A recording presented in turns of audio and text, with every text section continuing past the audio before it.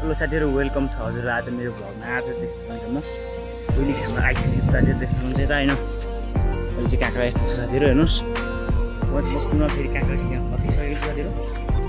देख्नुहुन्छ यता यस्तो छ है, यता भ्यू देख्न सक्नुहुन्छ होइन। यो बारी चाहिँ यस्तो ड्याङ जोतेर यस्तो तयारी भइसकेको छ साथीहरू। हजुरहरू पनि केही काँक्रा सम्बन्धी कृषि सम्बन्धी केही ज्ञान लिन चाहनुहुन्छ भने यो फुल भिडियो हेर्न सक्नुहुन्छ। म कसरी गर्ने कसरी भन्ने तरिका सिकाइदिन्छु साथीहरू, हेर्दै गर्नु है त साथीहरू। फर्स्टमा चाहिँ यो बारी देख्नुहुन्छ यस्तै जोतेर होइन ट्याङ उठाउनु पर्ने हुन्छ यसरी। यसलाई काँक्राको झ्याल यस्तो छ पहिले यस्तो हटाएर यो नि हटाउने बेला हस् साथीहरू देख्नुहुन्छ।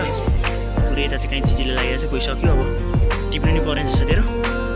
अहिले चाहिँ हाम्रो यता हुनुहुन्छ चौधरी अङ्कल, एकदम कामदारमा चाहिँ यस्तो छ है। अहिले ऊ तल काम गर्दै हुनुहुन्छ दुईजना, पनि घर काम पऱ्यो हो। मैले यस्तो बनाउँछु साथीहरू ल। अहिले यहाँनिर पुरा तयारी भइरहेको छ साथीहरू। अहिले यहाँ चाहिँ दसैँको लागि दसैँको चाहिँ पाका यहाँनिर बनाउनु पर्ने साथीहरू।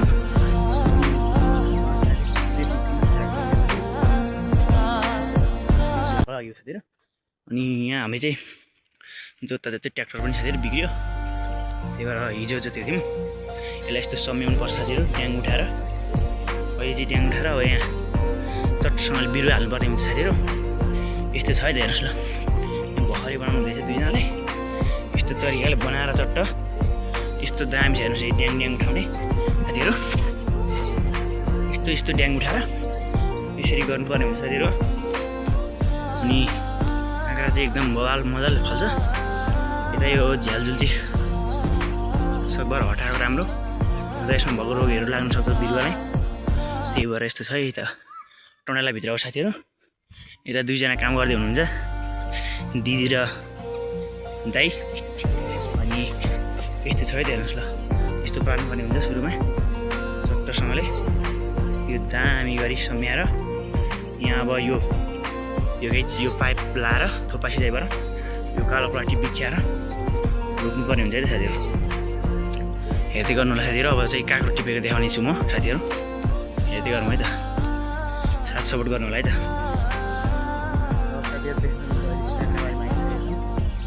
हेर्नुहोस् है त काँक्रा छ, देख्न सक्नुहुन्छ है। यसरी काँक्रा टिप्नु पर्ने हुन्छ साथीहरू पिरियडमा।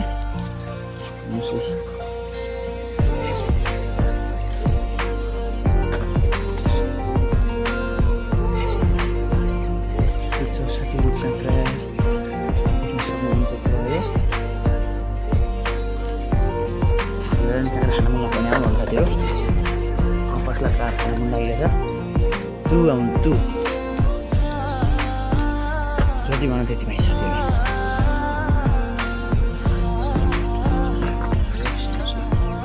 सक्नुहुन्छ यो चाहिँ बजारमा लगाएर बेच्नुपर्ने हुन्छ साथीहरू।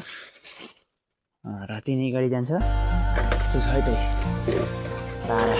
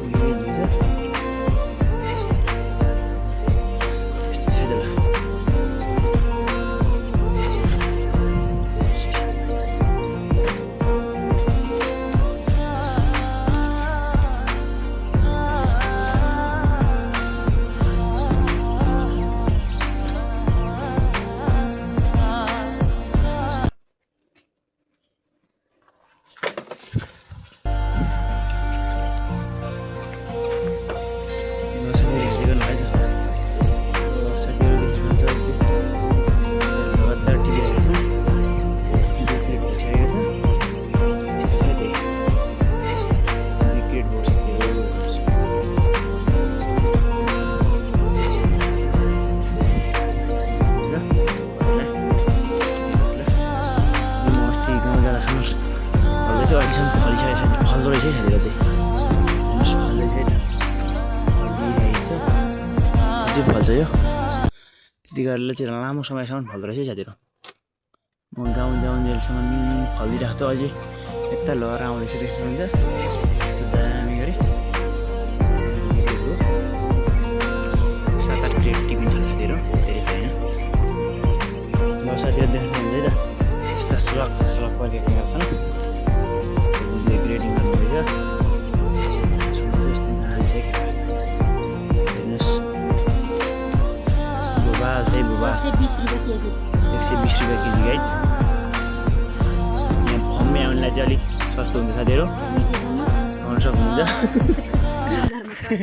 बजारमा 100 रुपियाँ फम्मे आउनु भने 200 रुपियाँ गाइज त्यस्तो छ यस्तो सिस्टम सक्नुहुन्छ है त यहाँ त यस्ता बिरामी खाना पाइन्छ गाइज केही पनि भन्दैन यो चाहिँ पोरको काँचो रहेछ यो गाइस पोरको पोरको बिउ रहेछ यो आज खाएको चाहिँ फेरि अहिलेको रहेछ अहिलेको यो पोरकै ठिक्यो कि अहिलेको गाइस हेर्नुलाई यस्तो ताजा ठिक्यो होला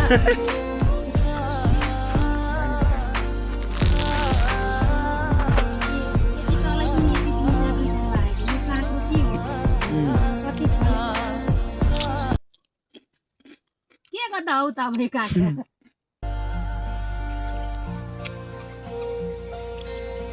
यस्तो फल्यो है गाइस अहिले साल चाहिँ खासै फलेन गाइस पहिले त भाम फल्यो अहिले खासै फलेन पनि केही छैन केही छैन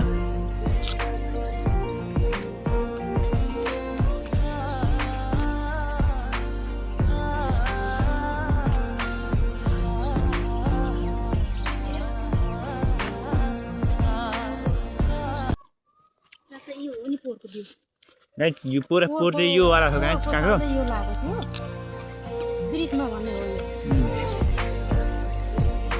राम्रो बिउ अहिले बिउै राम्रो भएन ब्रिजमा गाछको ब्रिजमा गएको हेर्नु गाइस यस्तो काँक्रो ब्रिजमा गएको अहिले गोर्खा लाग्यो अहिले चाहिँ गोर्खा ब्रिजमा लाग्यो ब्रिजमा यस्तो गोर्खा लामो योभन्दा लामो हुन्छ है अझै योभन्दा लामो हुन्छ गाइस पोहोर सालको चाहिँ अहिले चाहिँ अलिक छोटोवाला गोर्खा जातको अनि यो चाहिँ ब्रिजमा जातको रहेछ है त हेर्नुहोस्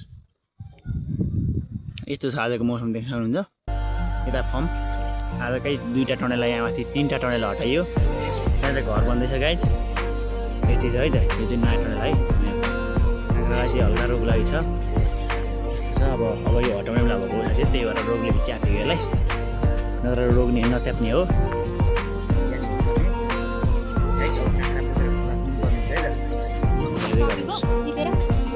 देख्नु हामीले काँक्रा बगान थालिसकेका छौँ त्यसरी 2 क्रेटमा लानुहुँदैछ म चाहिँ 1 क्रेट मात्रै हेर्छ